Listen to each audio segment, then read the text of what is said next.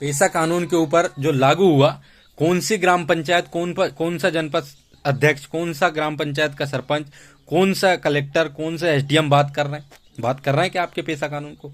इसका सीधा सा मतलब है मेरे साथियों, 5वीं अनुसूची को खत्म करके पेसा कानून लेके आया, पेसा नियमावली लेके आया और आज की कंडीशन में पूरा जनरलाइज कर दे रहे हैं। मुझे आरटीआई के माध्यम से ये पता चला 1600 एकड़ जमीन करीब करीब आदिवासी क्षेत्रों की और पूरे सिवनी जिले की 1600 एकड़ जमीन जनरल परमिशन करके बेच दी गई। कौन आवाज उठा रहा है इसके ऊपर? क्यों नहीं उठा रहे हैं आवाज? क्या प्रॉब्लम है इस चीज से कि आवाज नहीं उठा रहे हैं? यूनाइट नहीं है या कोई संगठन नहीं? बड़े बड़े कार्यक्रम करवा रहे हो आप संगठनात्मक रूप से, लेकिन इन चीजों के ऊपर आवाज उठाने के लिए आपको डर लगता है। अभी 7 तारीख को लास्ट था ज्वाइनिंग के लिए अतिथि शिक्षकों का, अपने लोगों ने फॉर्म भरा, ट्राइबल क्षेत्रों में गैर आदिवासियों ने भी फॉर्म भरा और उनको स्कोर कार्ड के अनुसार उनको जॉब मिल गई। इसका मतलब सीधा सा ये है कि आपकी नौकरी, आपके रिजर्व क्षेत्र, आपके रिजर्वेशन का सारी जो चीजें हैं ये सब सरकार ने ठंडे बस्ते में डाल दिया है। ये एक तरीके का फ्लूक है और ये फ्लूक जो है आपके बेरोजगार युवाओं को रोजगार नहीं दे सकता, कुछ भी नहीं हो सकता।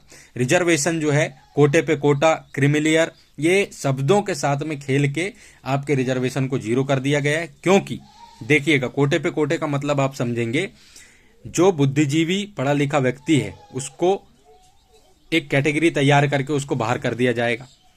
अब कर्मचारी अधिकारियों के बच्चों के पास में पैसा है, रहने खाने के लिए, यहाँ वहाँ कोचिंग फीस देने के लिए पैसा है, तो ये सारी चीजें जो है वो लोग कर सकते हैं और वो लोगों के पास में थोड़ी मेरिट में मार्कशीट भी है और अंक भी है।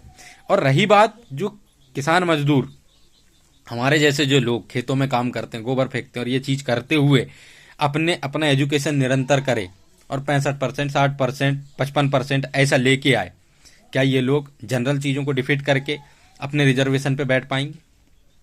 किस कोटे पे कोटे की बात कर रहा है, किस आरक्षण की बात कर रहा है? देश के अंदर एलपीजी सिस्टम लागू हो गया है, प्राइवेटाइजेशन आ गया है, आया है, और इस चीज से सारे लोग अवगत हैं, सबको पता है कि प्राइवेटाइजेशन आया तो आप इंटरव्यू में tell me about yourself के क्वेश्चन में ही खत्म हो जाएंगे।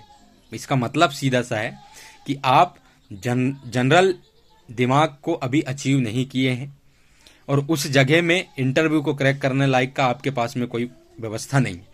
क्योंकि मैं ये पूछना चाहूंगा, इस समाज के अंदर जिला मुख्यालय में कितने कॉलेज हैं आपके, कितने कोचिंग संस्थाएं हैं आपकी, कितने पीजीडीसीए करवाने के लिए आपके पास में कंप्यूटर से जो है ना लाइसेंसी कंप्यूटर संस्थाएं हैं? नहीं है ना। आज कंप्यूटर मांग रहा है छोटी छोटी चीजों में, कहाँ से अपना बच्चा करेगा?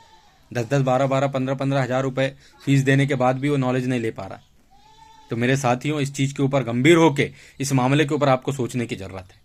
अब वन कानून के मार्फत जो आपको अधिकार मिले थे वो अधिकार आपको छीन लिए गए हैं। जैसे कि सिवनी जिले के 72 जो वन ग्राम थे, उन 83 वन ग्रामों में उन 83 वन ग्रामों को राजस्व ग्राम कर दिया गया है और उनके आजू बाजू 12-12 फुट की फेंसिंग लगा दिया गया है। सकाटा जाओ, मोहगांव जाओ, रूखड़ जाओ, 12-12 फुट की फेंसिंग लग गई।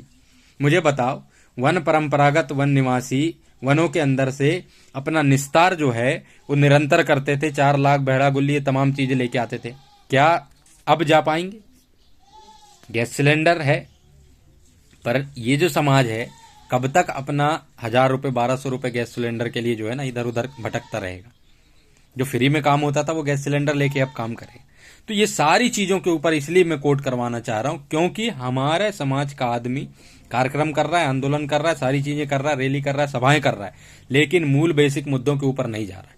इससे मध्य प्रदेश भू राजस्व संहिता, इससे आपने क्या सीखा? उसके अंदर जो नियम कानून, उससे क्या सीखा? हमारे लोगों के इसमें नक्शे कटे नहीं, पटवारी बीच में जो है, प्रशासन पूरी तरीके से सालों साल केस चलाते हुए जो है बंटवारे नहीं कर रहा है, केवाईसियां नहीं हुई है, दस्तावेज क्लियर नहीं है, किसी के सरनेम में जुड़ा नहीं है। इन चीजों के ऊपर जागरूक कब होंगे? कर्मचारी अधिकारी अपने गांव के लोगों को क्यों जागरूक नहीं कर रहे हैं? या फिर जनप्रतिनिधि अपने लोगों को क्यों जागरूक नहीं कर रहे हैं कि चलो भाई ये करवा लो? या कोई ईर्ष्या है आप लोगों को आम लोगों से, या फिर आपकी तालमेल नहीं बैठ रहे?